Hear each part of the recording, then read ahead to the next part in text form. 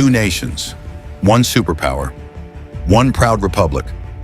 For over 70 years, Iran and the United States have stood on opposite sides of history, locked in a cold and sometimes deadly rivalry.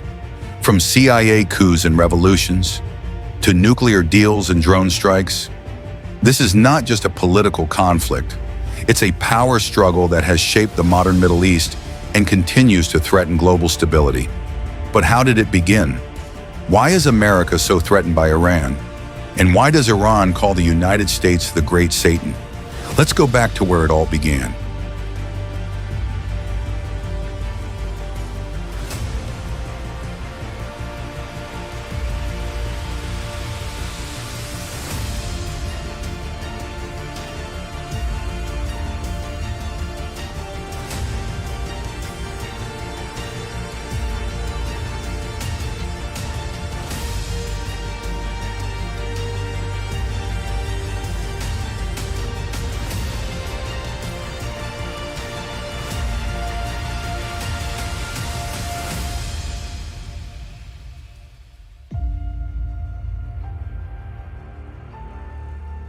In the early 1950s, Iran was asserting its independence. Its prime minister, Mohammad Mossadegh, nationalized Iran's oil industry, cutting out British and American interests that had long dominated the country's natural wealth. The West was furious. In 1953, the CIA, alongside British intelligence, launched Operation Ajax, a covert mission to overthrow Mossadegh and reinstate the Shah, Mohammad Reza Pahlavi, a Western-friendly monarch. Mohammad Mossadegh of Iran arrives with Secretary Trinquili at the Security Council to present his side of the explosive Iranian oil case. The ailing statesman electrifies the council as he denies the right of the United Nations to intervene in what he calls a purely internal matter. He accuses Britain of intimidation by a display of armed might after the nationalization of the oil industry. Sir Gladwin Jebb, Britain's representative, is an attentive listener to his arguments, as is America's Warren Austin. The issue could be peace or war.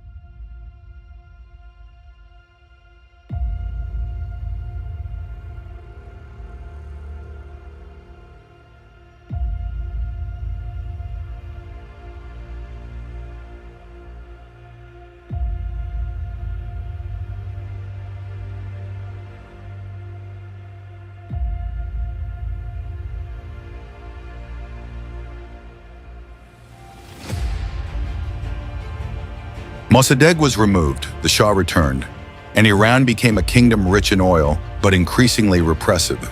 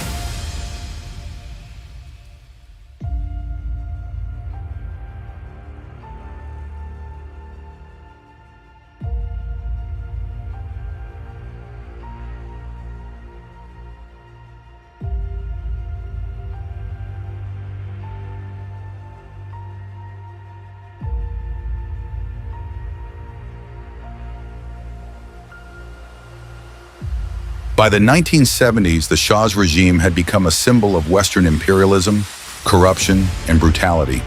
The Iranian people, especially students in the religious class, had enough. In 1979, a wave of revolution swept Iran. The Shah fled, and a new leader emerged, Ayatollah Khomeini. Iran was reborn as an Islamic republic, built on anti-American ideology. Chanting, "Death to America, U.S. Embassy under siege."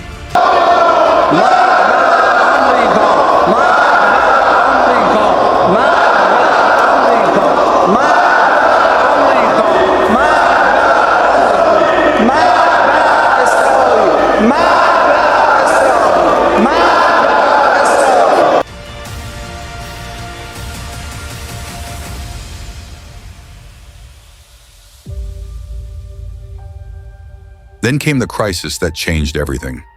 Iranian students stormed the U.S. Embassy in Tehran and took 52 American diplomats hostage. For 444 days, America watched in humiliation. The U.S. broke ties with Iran. Sanctions followed. The distrust grew deeper than ever before.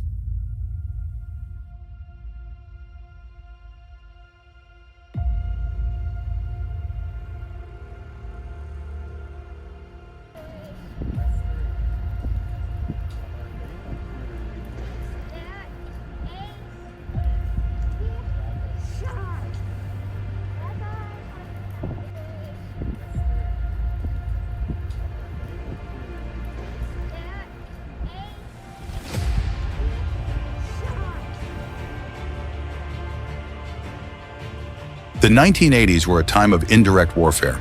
Iran was locked in a brutal 8-year war with Saddam Hussein's Iraq, and the U.S. supported Saddam. At the same time, America placed Iran on the list of state sponsors of terrorism, accusing it of backing groups like Hezbollah. In 1988, the U.S. Navy shot down an Iranian passenger plane, killing 290 civilians. America called it a mistake. Iran called it murder. The anger never faded.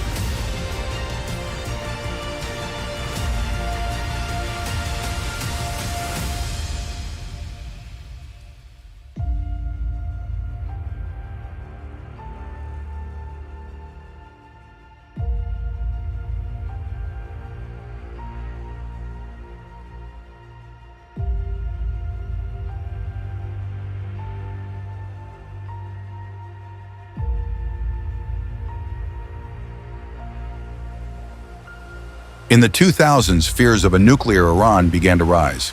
The West believed Iran was secretly enriching uranium to build nuclear weapons. Iran said it was for peaceful energy. In 2015, after years of tension, diplomacy triumphed.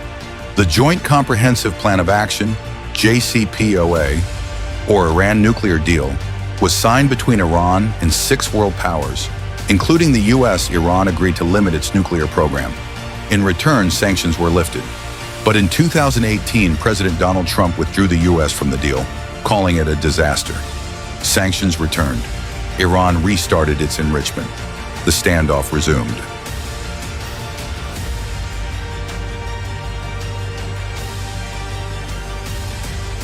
At the conclusion of a highly productive NATO summit in the Netherlands, I want to thank them for the royal treatment they've given us. Couldn't have been nicer. And it's a beautiful country, really a beautiful country. coming in, I saw the most beautiful trees. In fact, I want to bring some back with me. I want to also thank, I had breakfast this morning with the King and Queen, and they're incredible people. I said, you're central casting.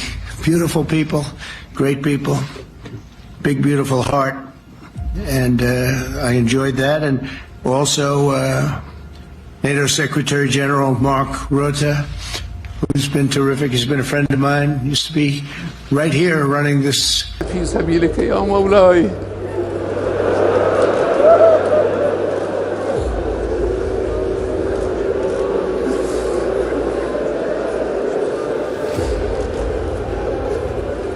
الحمد لله الذي أكرم المستشهدين في سبيله. الحمد لله الذي رزقنا الشهادة في سبيله. الحمد لله الذي رزقنا الجهاد في سبيل الإسلام. الله أكبر. الله أكبر. همینک فداء جانسوز رهبر عزیزتر از جانمان ولی امر مسلمین جهان با مالک اشتر خیش با این شعار ابوالفضل علمدار خامنه ای نگهدار.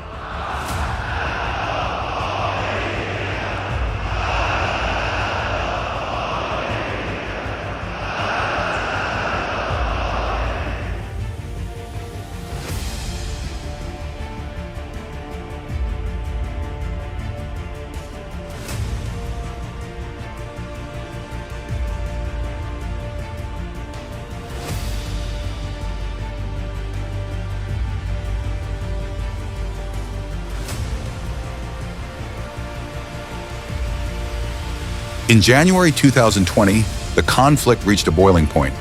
The U.S. launched a drone strike in Baghdad, killing General Qasem Conclusion of a Soleimani, highly one of productive Iran's most NATO powerful summit military in the figures. Netherlands. Iran responded thank with them missile for the attacks on U.S. bases royal in Iraq. treatment they've given us. Millions couldn't have mourned been. Soleimani. The world feared a full-scale war, but war never came. Both sides stepped back, but the hatred remained.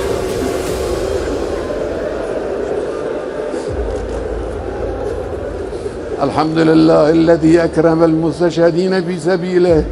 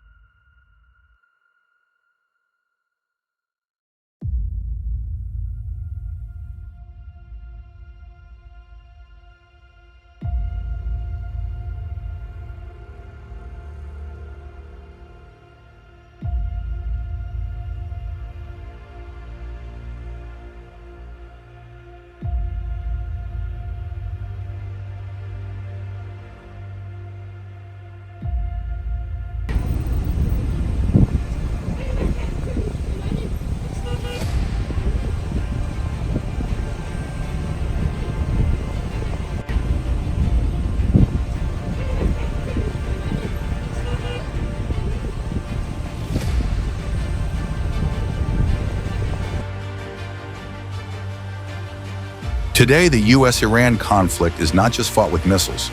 It's digital. It's indirect. Iran supports proxy groups across the region, Hezbollah in Lebanon, Houthis in Yemen, militias in Iraq and Syria. Meanwhile, the U.S. continues its maximum pressure policy, crippling Iran's economy and launching cyber attacks to sabotage its nuclear program. 3. It's a silent war, fought in shadows. Thank you, Madam President.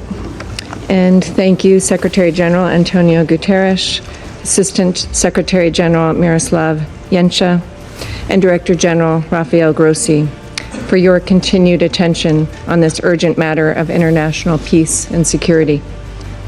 Madam President, last evening, U.S. military strikes targeted nuclear facilities in Fordo, Natanz, and Isfahan with the aim of dismantling Iran's nuclear enrichment capacity and stopping the nuclear threat posed by the world's foremost state sponsor of terror.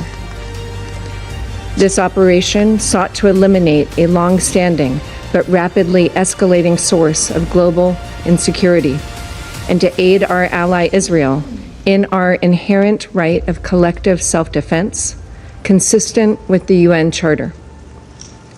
For 40 years, the Iranian government has called for death to America and death to Israel.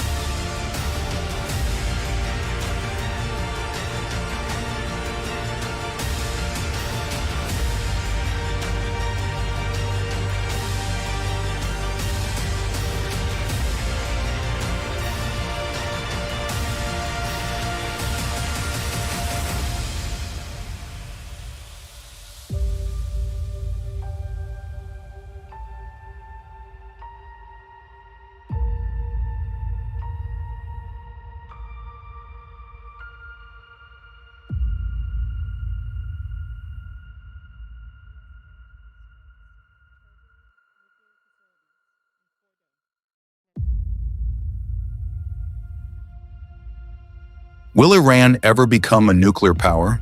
Will America ever trust Iran? A new generation of Iranians is growing restless, tired of sanctions, tired of conflict, but their leaders still chant resistance. The U.S. says it wants peace, but refuses to back down. The world holds its breath, because if this conflict reignites, it won't just affect two nations, it could reshape the world. History isn't finished, it's still being written. And in this story, both sides refuse to close the book.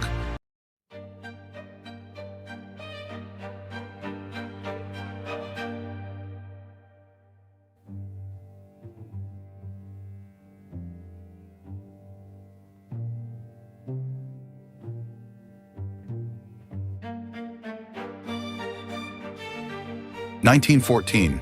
Europe is a powder keg of empires, armies, and ambition.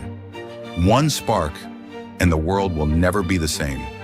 Over 30 countries, 70 million troops, 16 million deaths. This was World War I, the Great War, and it all began with a single shot.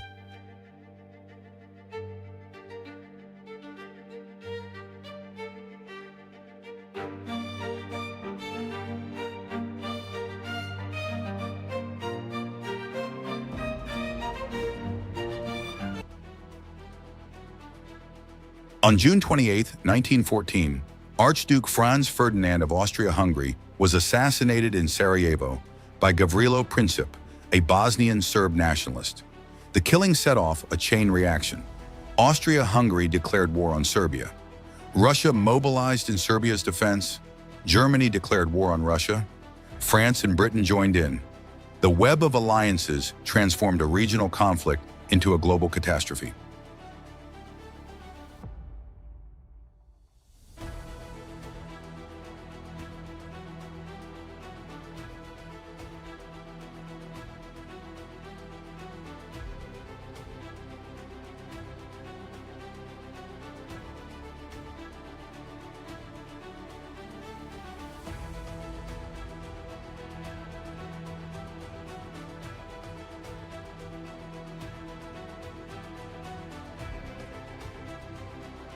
The major powers were split into two camps: the Allies, France, Russia, Britain, and the Central Powers, Germany, Austria, Hungary, the Ottoman Empire.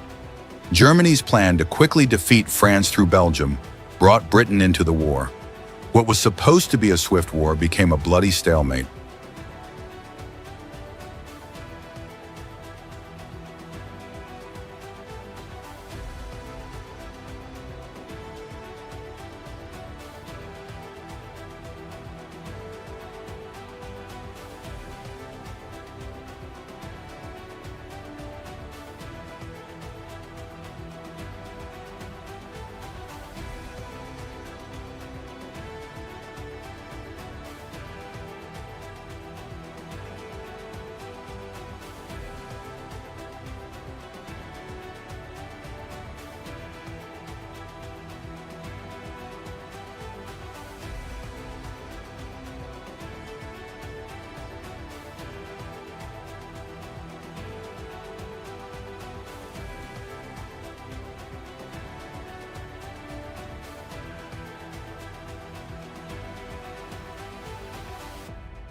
From the North Sea to Switzerland, trenches defined the Western Front.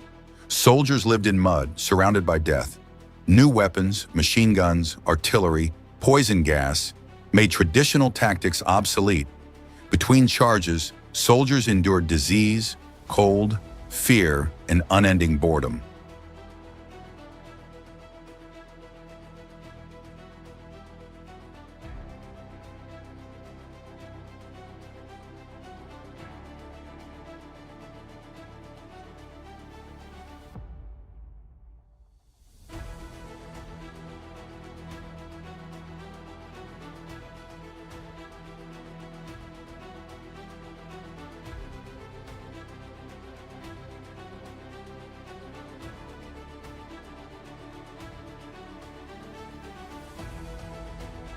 This was not just Europe's war.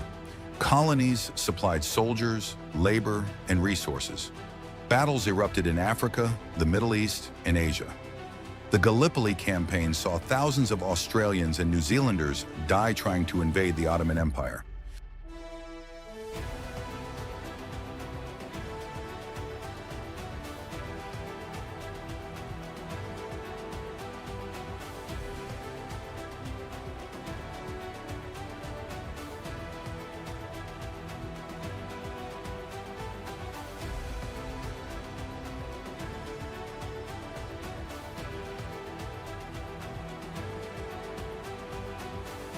The U.S. remained neutral until 1917.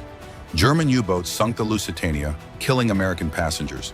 Then came the Zimmermann telegram, in which Germany urged Mexico to attack the U.S. In April 1917, America declared war, tipping the balance.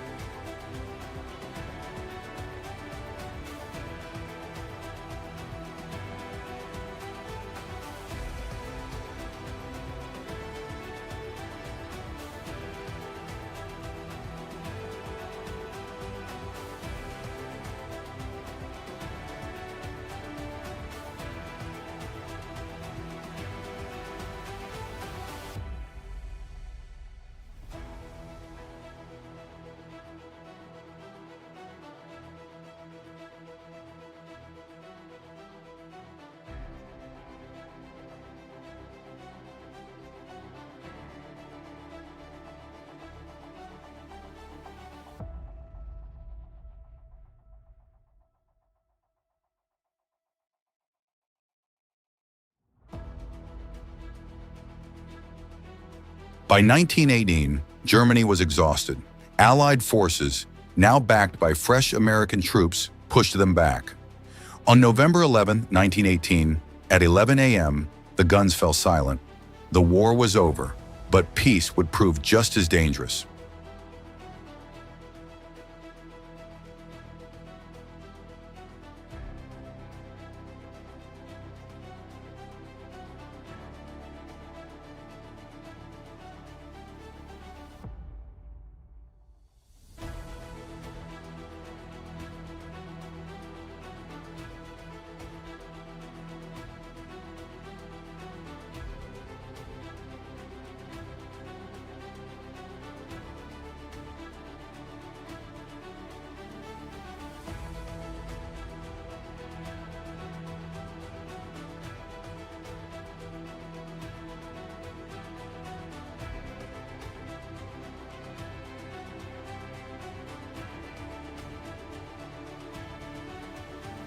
World War I ended 4 empires: German, Austro-Hungarian, Ottoman, and Russian. The Treaty of Versailles punished Germany with reparations and territorial loss. Many believed it was too harsh, and it planted the seeds for World War II.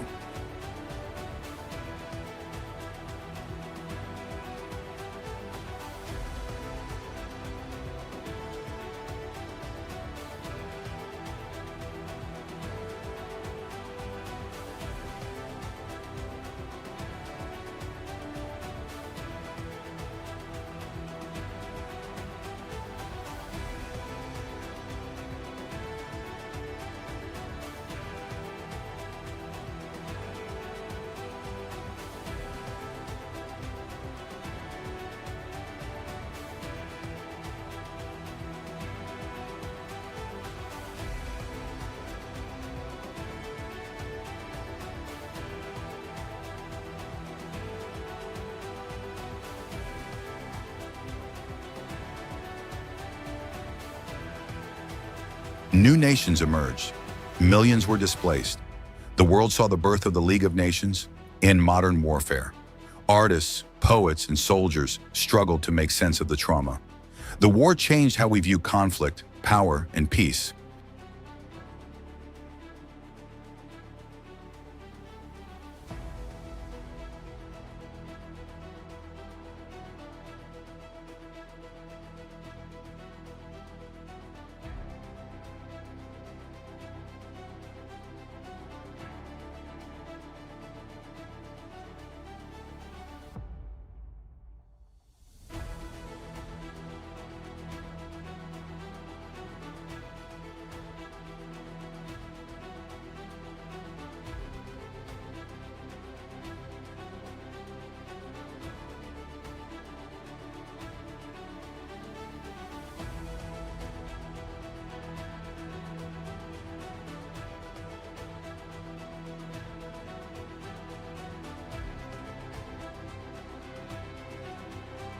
World War I was meant to be the war to end all wars. Instead, it set the stage for an even more devastating conflict. But its lessons still echo in diplomacy, in remembrance, and in every poppy laid on a soldier's grave. If this story moved you, subscribe for more untold chapters of history. Leave a comment. What do you think is the most important lesson from World War I?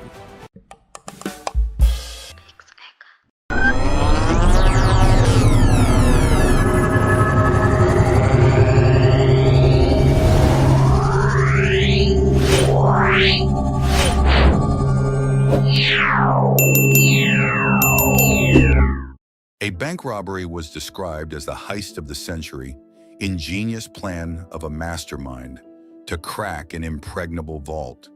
Makes the detectives out of their minds. The events of today's story took place in a French bank named Société Générale, one of France's most well-known banks with branches all over the world. The bank is in the city of Nice, which is located on the French Riviera, the southeastern coast of France on the Mediterranean Sea. At that time, most people used to save their valuable property in this bank, such as money, jewelry, gold, and so on. The bank accepted all sorts of deposits and placed them in safe boxes inside the vault. The customers were so confident that their properties were safe since the bank had one of the biggest and strongest vaults in all France. However, what happened on Monday, 19th of July in 1976 is something that has never happened before the day started. Like every other day, all the officers took their seats to start a typical day. There was nothing strange that indicated that something unusual was about to occur. Everything was fine until the bank's director and a few officers tried to open the vault to release funds for customer transactions. The vault main door opened normally, but the inner door remained persistent and they were unable to open it. They remained calm since it is not the first time the door had been stuck. Before it is a 75-year-old steel door that weighed more than 20 tons. So dealing with such problems was common, but the problem was that many of the customers were gathered in front of the bank waiting for the officers to open the door so that they could make their transactions. The bank director called the vault manufacturer company, which is also in charge of maintaining it. A few minutes later, a representative of the company arrived to work on the lock mechanism and went on the unlocking procedure again and again, trying to figure out why the doors stuck after a while. The expert discovered that the lock worked fine. Nevertheless, the door remained stuck and no marks showed that the door had been forced. The expert brought all the tools and continued on trying to discover what made the door stuck. Same time, frustrated customers started to crowd around the bank with increasing impatience. They began to worry. They wanted their money. They wanted to get to their values, and nobody was telling them why they had to wait. Anxiety was all around. The expert attempts on solving the riddle of the mechanism had no clue. Despite the assistance of additional personnel sent by the manufacturer company, they couldn't even find out what was going on. It seemed confusing and complicated. They had no explanation unless the door was closed from the other side, which is impossible. How could a door be closed from inside if it is the only way in and out? The vault that was insane by noon, a decision was made to break through the side of the vault door. They wanted to figure out what made the door stuck. By 3:00 p.m., a small hole at last opened up in which they can peer inside the vault. The workmen declared what to be seen as impossible. The bank had been robbed. The bank director called the police. Within a few minutes, the bank swarmed with cops, including every important policeman in Nice. As they were aware that they were going to conduct an investigation into one of the biggest bank robberies in history, they made the hole bigger. All these cops came in. Bank robbers took all the money that was inside, in addition to other 4,000 safe boxes of valuable things. And there was a quote written on the wall with a big font that says, "Without weapons, without violence, and without hate." The question raised here is how the robbers got in and out the vault. That was so obvious for the detectives that were there. There was a hole opened up to a tunnel that led to the city's underground sewer system, and the equipment used by the robbers to break into the vault was left there. Everything was left behind. Shows that this was a big operation. There were 27 gas cylinders that had been used to fuel blowtorches, and there was ventilation equipment that bring fresh air into the tunnel, plus almost half-mile of electrical cable. They must have planned this massive operation for months in advance, which is worth the award that they have taken at the end. Burglars had stolen money, jewelry, and precious metals worth about $10 million. It was the biggest bank robbery in world history and was described as the heist of the century, and most international media used that as their headline. The bank offered a $250,000 reward for anyone who got information leading to the arrest of the thieves. It was not only the biggest bank robbery, but the biggest investigation to high-ranking detectives have been brought from all over France. And they began interviewing thousands of people. Bank employees, customers that they had boxes in the vault, even workmen and people who were living around the bank had been interviewed too. Where evidences proved that a well-known big gang called the Sewer Rats were accomplice in this robbery. It is a gang that used sewer system in most of their crimes. After a long period of investigation, the detectives found suspects and they were almost sure that they are members of the Sewer Rats, but they felt that none of the suspects up to this point had the ability to plan this operation, so they made the decision to keep them under constant surveillance because they were chasing the mastermind. The one who put together this operation, a hint on the robbers, came on the first days of October when two men who were under surveillance went to a local bank and tried to sell gold ingots. The bank employee tracked the ingot serial and saw they matched those stolen from the bank. The bank staff alerted the police, and the two men were immediately taken into custody. Authorities had solid proof that those men belonged to the gang, and would become more proximate to other members if they were pushed into speaking and confessing to the identity of the operations. Mastermind, the police in France were informed that they may accuse their relatives of crimes that they aren't even aware of, and that they had the authority to hold any suspect in prison and use any method to compel a confession, even if it's illegal. After all this, a name came out. One of the two men gave the police a name of a photographer called Albert. He said that he is the one who planned for this operation. The police went immediately to the photographer and told him all what they got. The man was so shocked he told them that he knew nothing about that, and the cops felt despair because he did not fit the profile either, and he certainly sounded innocent. And when they asked about him, many people claimed that he lived a simple life as a photographer, and they knew him as a charming romantic who was above all loyal, especially to his wife. The couple preferred living in the countryside far away from city's noise, so a simple man like him planned for a bank robbery seemed weird to the cops. But he had been taken into custody, though detectives started over-investigating him, and the man kept claiming that he is innocent. The investigation had lasted for hours and hours. The cops tried all the tricks they know to get a confession, the legal and the illegal ones. But the photographer remained calm while Albert was being interviewed. The police raided the cottage that he shared with his wife. Illegal weapons and bombs were found, which gave the police the upper hand in the interrogation. Said before, the police had no problem using illegal ways to get the confession.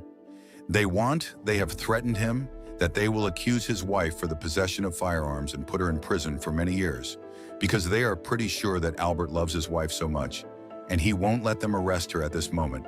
Albert was forced to reveal the truth to the police in order to save her wife. He confessed that he was the mastermind of this operation and gave them a well-detailed speech on how he planned for it.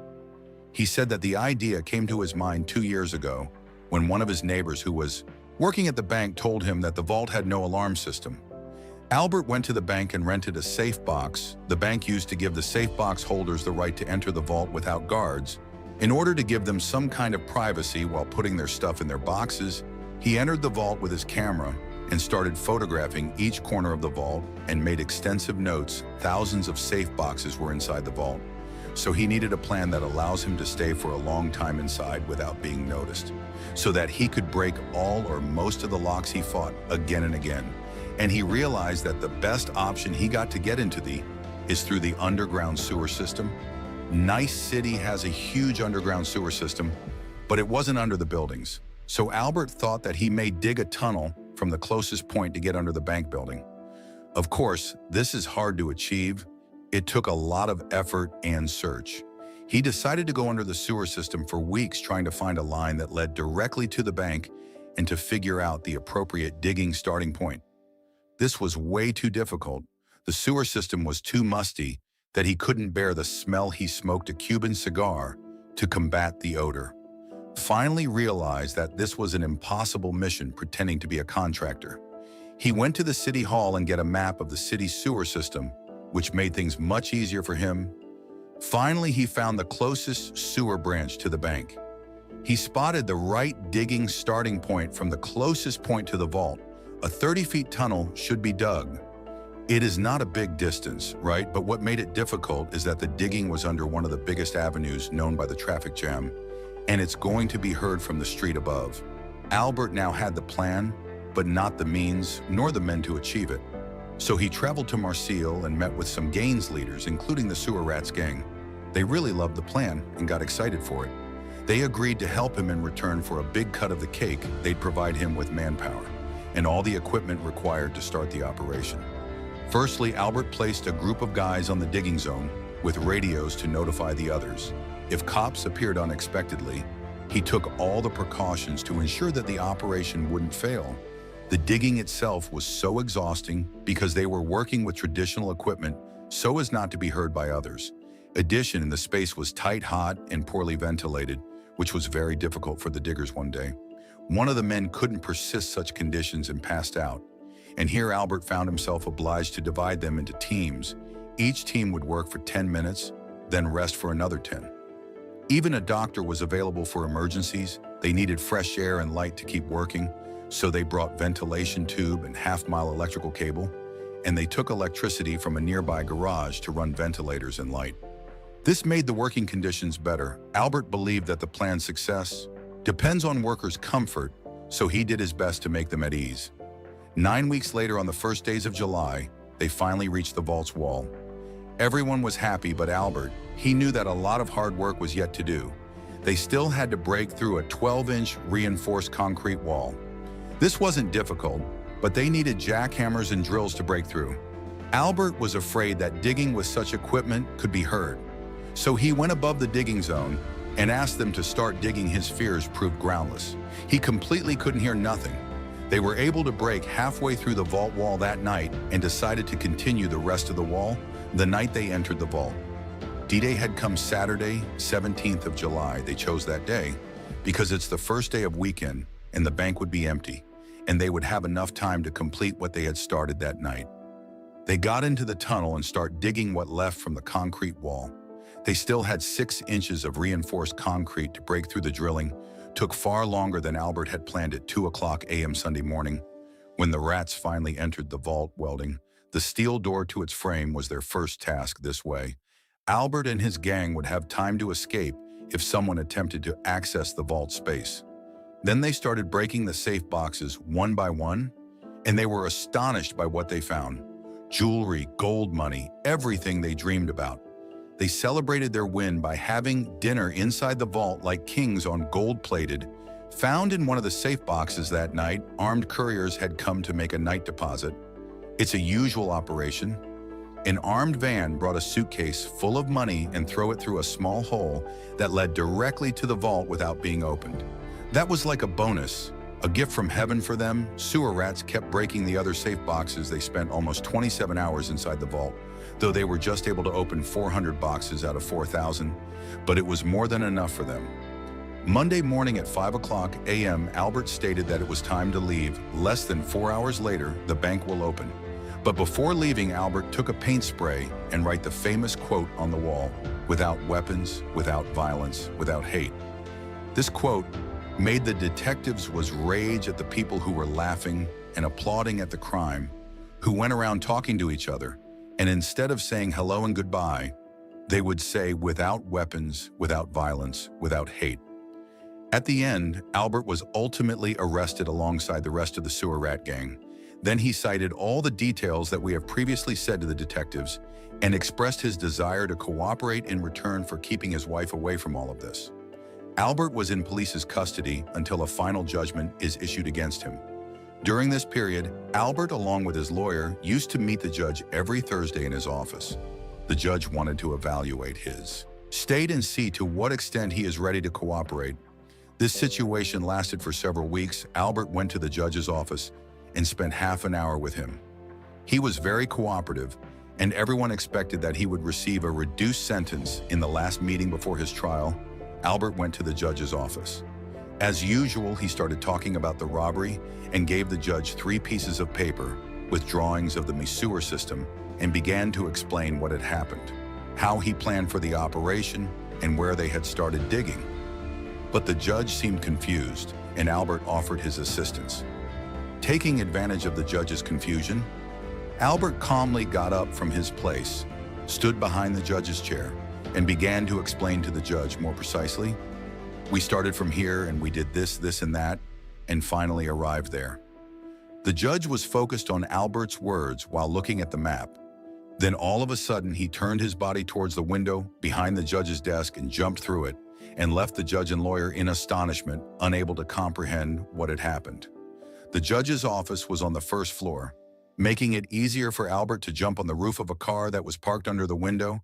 As soon as he jumped, his friend was waiting for him on a motorcycle and then ran away. Since that day, Albert had disappeared. The police couldn't find neither him nor the loop that was stolen because he did not reveal any information that would lead them to it during the period of the investigation. However, they said that he sent $600 in cash to the owner of the car, whose roof he landed on. Albert spent the rest of his life sending provocative photos and messages to investigators through the media, newspapers, and magazines. Sadly, his wife, whom he loved so much, decided not to share his life of escape. She remained in Nice, where she continued to work as a nurse. The mastermind of the century's biggest robbery passed away in 1989 from lung cancer. Here we come to the end of our story. If you like it, do not forget to like and subscribe and activate the bell button so that you can receive new video.